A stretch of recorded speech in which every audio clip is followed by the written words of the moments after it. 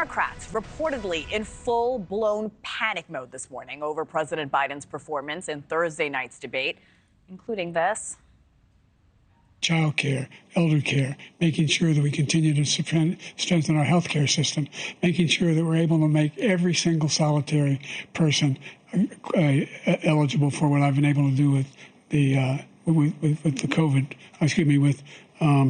dealing with everything we have to do with.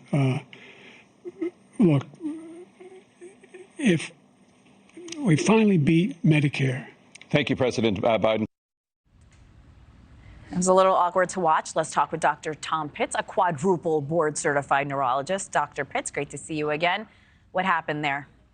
Good morning, Hannah. Well, what you're seeing is word-finding difficulty in action. I wish I had this. Well, I'm sure my students and residents saw it, but we're going to use this as an example. I mean, when you talk about Biden's issue there, that is not really per se confusion at that moment. I'm not saying he doesn't have some wider cognitive issues.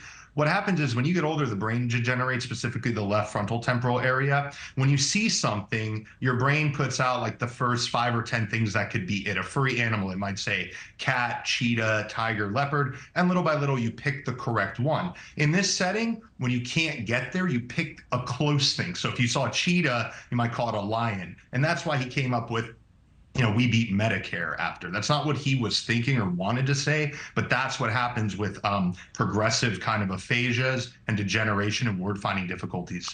That makes sense. A Biden campaign source said the president had a cold. His voice was very raspy. Would that explain some of the stumbles we saw on stage last night?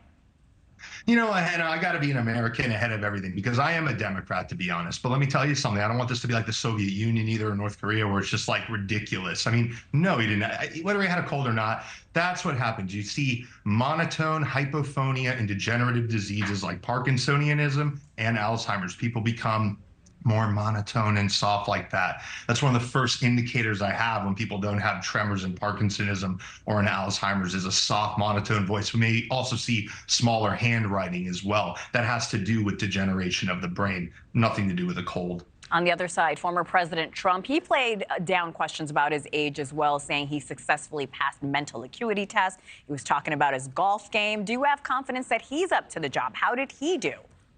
Well, I was cracking up because he said he aced the MoCA test. They said they've never seen it aced before. I was like, dude, I have like 7 normal MoCAs a day in clinic.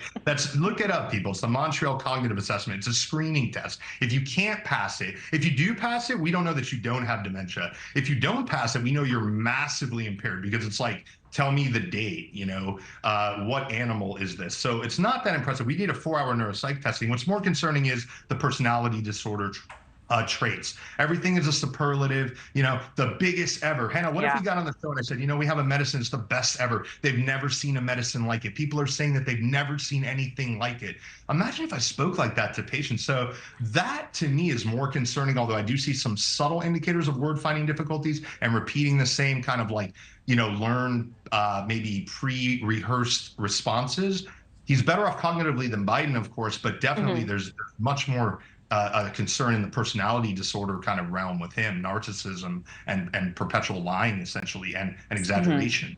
Thanks for watching, everybody. Go to joinnn.com to find NewsNation on your television provider. Also, don't forget to click that red subscribe button below to get more of NewsNation's fact-driven, unbiased coverage.